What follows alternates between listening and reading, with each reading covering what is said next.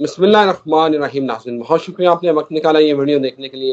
ناظرین اگر آپ کو جنگ عظیم اول اور جنگ عظیم دوم اس کا بیک گراؤنڈ اور وہ حالات و واقعات اگر پتہ ہوں تو آپ اس کو آج کی صورتحال کے ساتھ ریلیٹ کر سکتے ہیں۔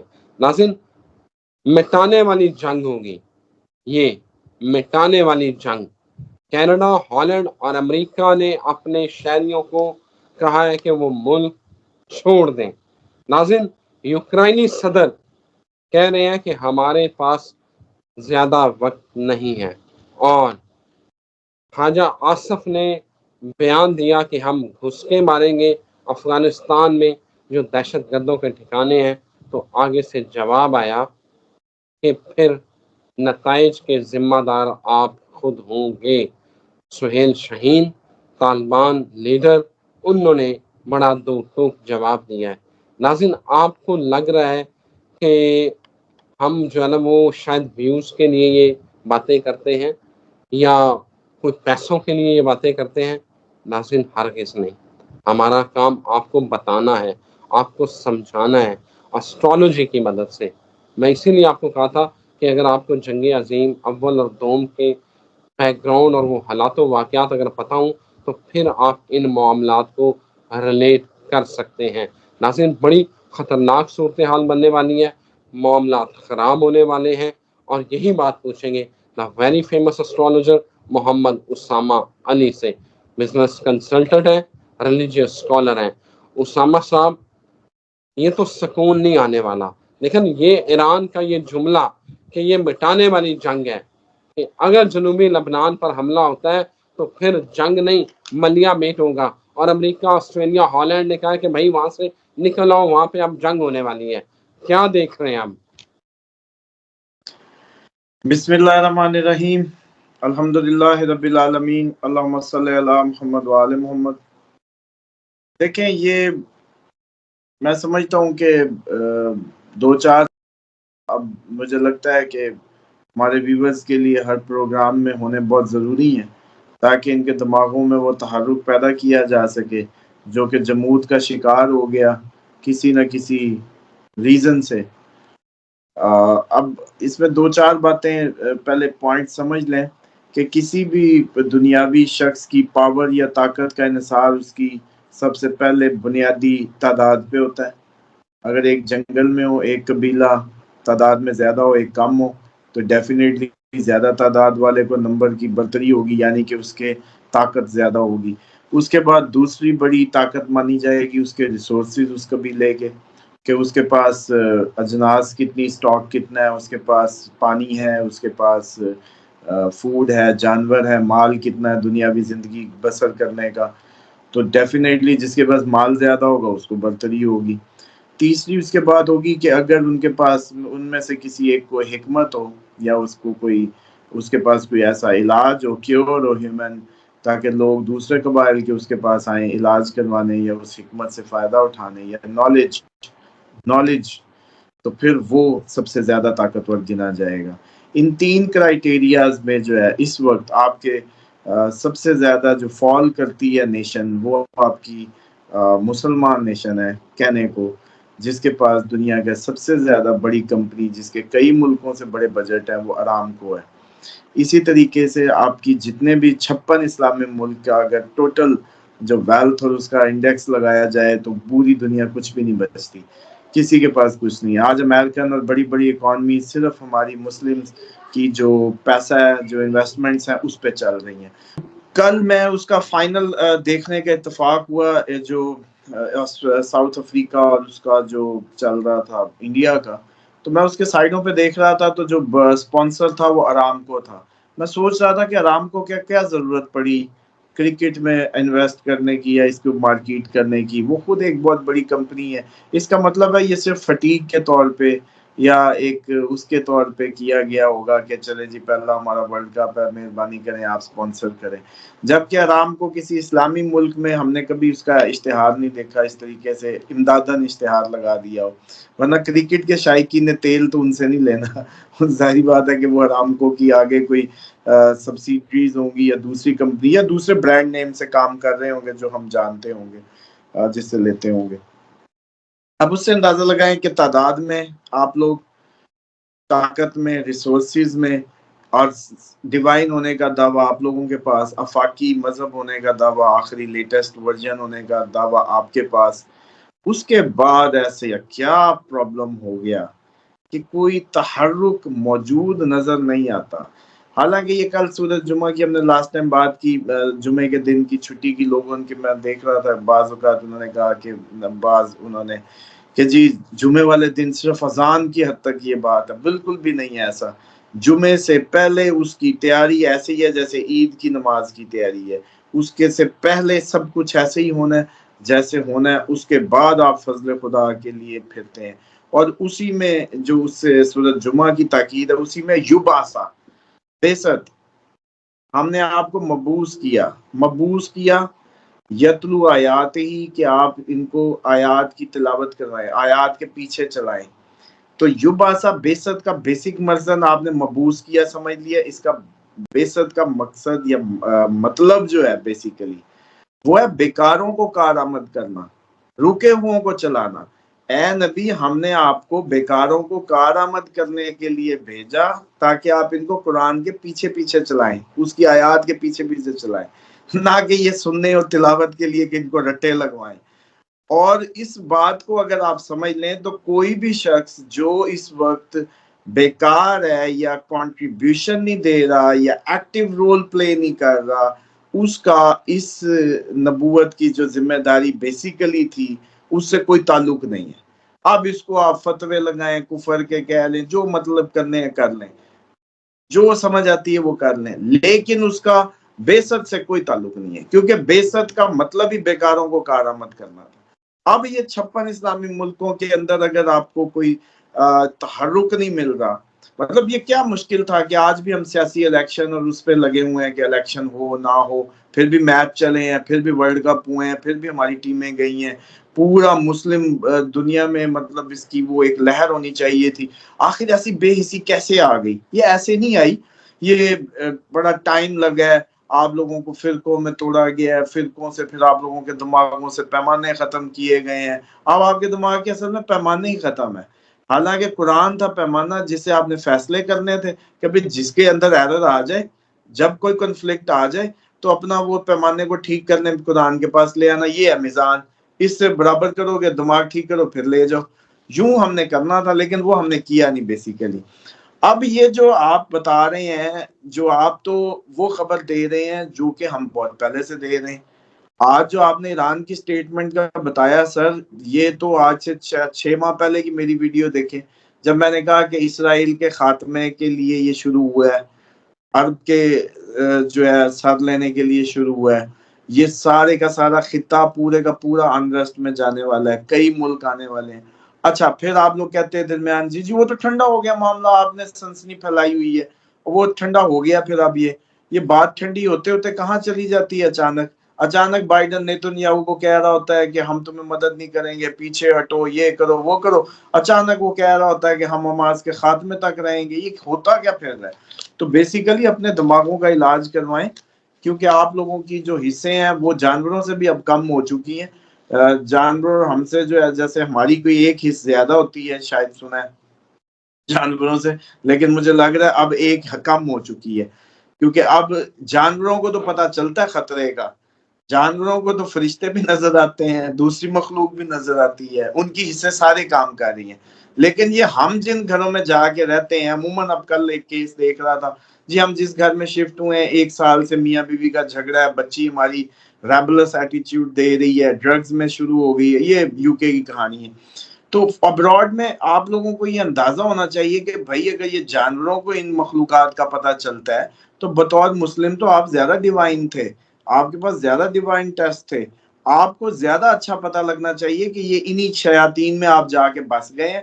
وہ 2 نشانیاں ہوتی ہیں، گھر میں لڑائی جھگڑا ایکسٹریم پہ چلا جاتا ہے، پتہ ہی نہیں چلتا، میاں بیوی اچھے بھلے ہوتے ہیں، کوئی وجہ نہیں، لیکن ایگزاسٹ ہو رہے ہوتے ہیں، بچے سارے ریبلس ہو جاتے ہیں، اور بیماریاں گھر کو لے لیتی ہیں، اور رزق تنگ ہو جاتا ہے. یہ 4 علامات اس گھر کی ہیں جس میں اس طرح کو. تو بات یہ ہے کہ یہ بتانی اس لیے ضروری تھی کہ مجھے اس کنٹیسٹ میں یاد آ گیا کہ کوئی اسی سچویشن میں پھنسا ہو تو اپنے آپ کو بالکل کلیئر کر لے وہ ڈیفینیٹلی جو ہے وہ ہے. اور اس میں اور سورت بقرہ سے نہیں ہونے لگا یہ آپ لوگوں کا علاج جو ہے, جو ہر کسی کو چاہیے کہ پتہ ہے کہ جی بقرہ, وہ سمجھنے کی چیز ہے. سورت بقرہ انڈرسٹینڈنگ کے لیے ہے. آپ لوگ اس پہ دعائے کعب ریکارڈنگ میں محمد اسامہ علی آفیشیل پہ لگی ہوئی ہے, اس کو چلا دیں. جب اپنا منہ کھلنے لگے تو ساتھ مانگیں. یہ خدا سے تعلق بنانے کا معاملہ ہے, اس سے مانگنے کا ہے. مانگنے سے تعلق بنتا ہے, دوستی لگتی ہے, فیور لینے دینے کی پھر رسم شروع ہوتی ہے. آج آپ لیں گے کل آپ کو دینی پڑے گی. قرآن میں اللہ تعالیٰ فرماتے ہیں تم میری مدد کرو میں تمہاری مدد کروں گا. وہ کس کی مدد؟ اللہ کے بندوں کی مدد. اللہ کی مدد ہی ہے, اس کی ٹیم کی مدد, حزب اللہ کی مدد, اسی کی مدد کنسیڈر ہوگی. اسی طریقے سے جو حصوں کی جو بات ہے کہ حصوں کو پتہ ہی نہیں چل رہا کہ آپ شیطان کے زیر اثر ہیں. بیماریوں دوائیوں کے پھکے لے لے کے پتہ ہی نہیں چل رہا, سالوں سے کھائی جا رہے ہیں بے حس. اب یہ شخص جو اللہ تعالیٰ سے دعا کر کے اپنا شفا نہیں لے پایا, اس کو بھلا کیا یقین ہے خدا کے ہونے کا؟ پہلے اس کی لاشعوری کیفیت دیکھیں. اس نے تو نہیں دیکھا, اب یہ جان کیوں دینے لگے؟ تو بیسیکلی جو مسلمانوں کو اب خوف اہمی گھیرے جا رہا ہے, مسلمان کو تو انتقال کرنا ہے, منتقل ہونا ہے, اگلے درجے میں جانا ہے, جو کہ ابدی ہے, جو کہ ایٹرنل ہے. تھوڑا سا چلو قیامت تک کا ویٹ کرنا پڑ جائے گا, پھر اٹھایا جائے گا. بلکہ ان میں جو آخری جنگ کے لیے آج بھی کوشش کر رہے ہیں وہ بھی تو اٹھائے جائیں گے اس جنگ میں, ان کو یہ انعام ملے گا. تو پھر ہمارا کیا مسئلہ ہے؟ ہماری تو شہادت کی تمنا رکھنا مسلمان کے لیے اتنا ضروری ہے کہ نبی پاک صلی اللہ علیہ وسلم نے فرمایا کہ جو شہادت کی تمنا نہ رکھے وہ یہودی مرے یا نصرانی, مجھے اس سے کوئی لینا دینا نہیں, تعلق سے بے برات کر دی. اب مسلمان اتنی کیوں ڈری سہمی کیفیت میں آ گیا؟ کیونکہ اس نے اپنی کور کرزمے کو جیسی سائڈ پہ کیا, اس پہ حالات کی وہ جو دنیا کی جو طاغوت کی جو وہ ہے وہ چھا گئی.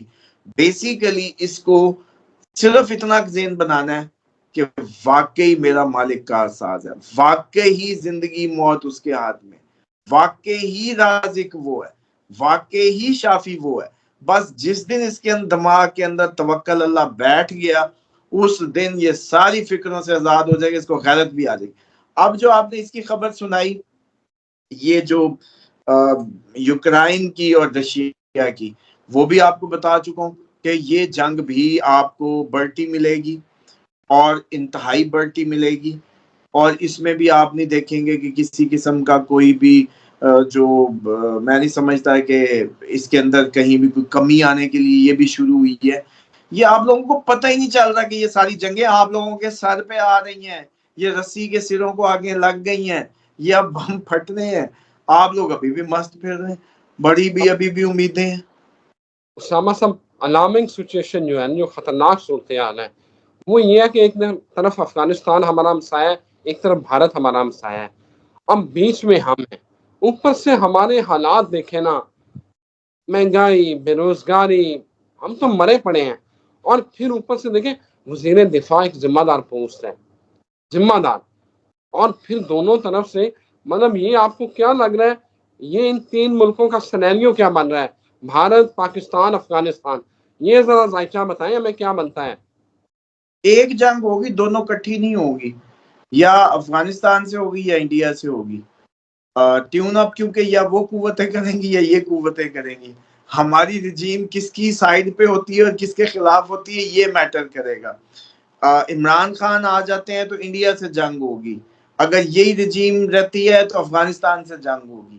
یہ دو پیمانے ذہن میں رکھ لیں, کیونکہ یہ انڈین پرو گورنمنٹ ہے, اس کے بعد دوسری ان کے پرو گورنمنٹ ہوگی. یہ آپ کے کیونکہ خطے میں اب آپ لوگ ایک اس میں جیسے کہتے ہیں, یہ افغانستان جنگ کے پیچھے رشیا, چائنا, ایران سب کھڑے ہوں گے, پاکستان آئسولیٹڈ ہوگا خطے میں. کوئی پاکستان کے ساتھ افغانستان جنگ میں ان میں سے نہیں کھڑا ہونے لگا, نہ چائنا, نہ رشیا, نہ ایران, نہ آپ کا یہ سائڈ.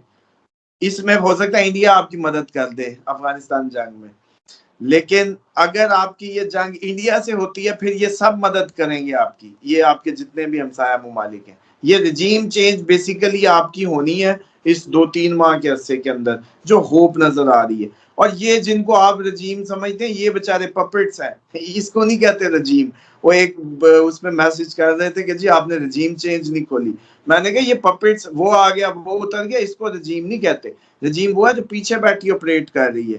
آگے یہ جتنے بھی چہرے ہیں، یہ جتنے بھی ہیں، یہ تو بیچارے اسٹیج ایکٹرز ہیں، بس ان کے تو کردار ہیں، یہ کچھ بھی نہیں ہے.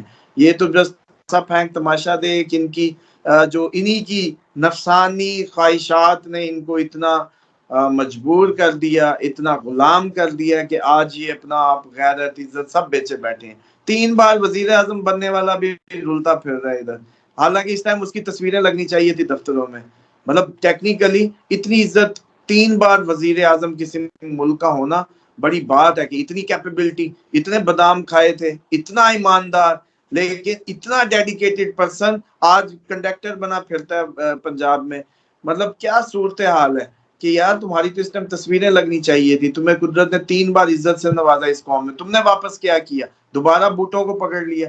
بات پھر اس پہ آ جاتی ہے کہ ہم ان ساری چیزوں کو بھی، آپ کو کیا ضرورت تھی اتنا اینٹی اسٹیبلشمنٹ بیانیاں بنانے کی؟ یہ کیوں نہیں ہو سکتا کہ آپ ان کی ضرورت اور اہمیت اور افادیت پہ کوئی لیکچر دے کے لوگوں کو بتائیں اور بیٹھیں کہ یار یہ بھی ضروری ہے. انہوں نے صوبے جوڑ کے رکھے ہیں، یہ ملک انہی کی وجہ سے چل رہا ہے، اسی کیونکہ ہم بنتے ہی اس تھریٹ میں تھے کہ ہمیں دشمن نے غرق کر دینا تھا، توڑ دینا تھا. تو انہوں نے نوابوں شبابوں کو اپنی طاقت دکھا دکھو کے یہ سارا ملک جوڑے رکھا ہے، فیڈریشن قائم رہی ہے. تو اس لیے بھائی یہ بھی سٹیک ہولڈر ہیں.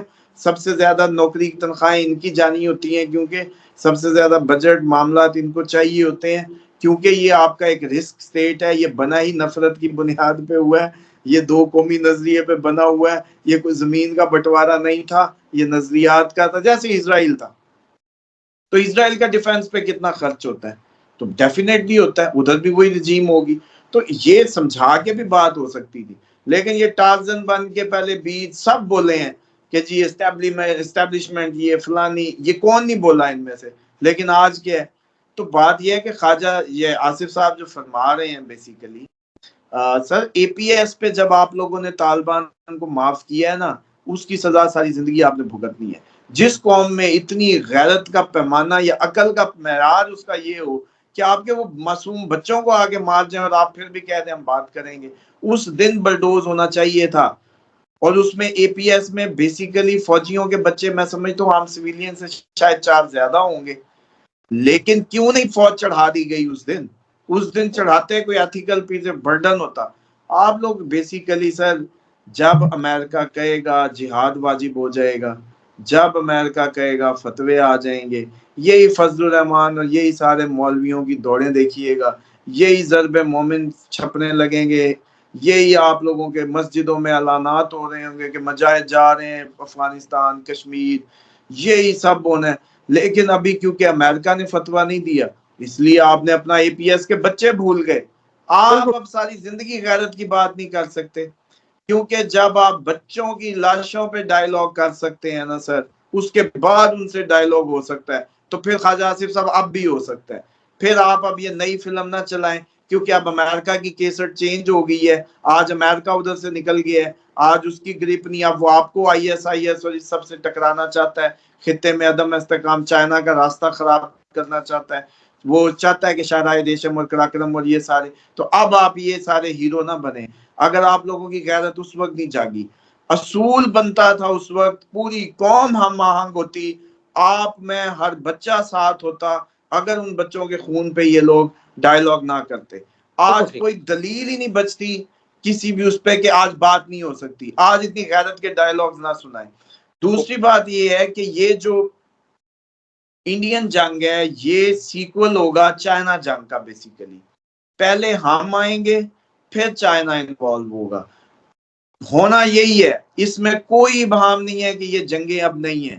جس کو لگ رہا ہے وہ لگتا چلا جائے. بیسیکلی چائنا کی جنگ ہے انڈیا سے، اس سے پہلی کیسٹ ہم ہے. پہلے ہم چلیں گے، اس کے بعد چائنا چلے گا. بالکل صحیح. Thank you very much Osama Sahab. ناظرین، آپ نے پوری ویڈیو کو سنا، فیڈ بیک ضرور دیجیے گا. ہمیں اجازت دیں، ایک نئی ویڈیو کے ساتھ پھر حاضر ہوں گے. اللہ حافظ.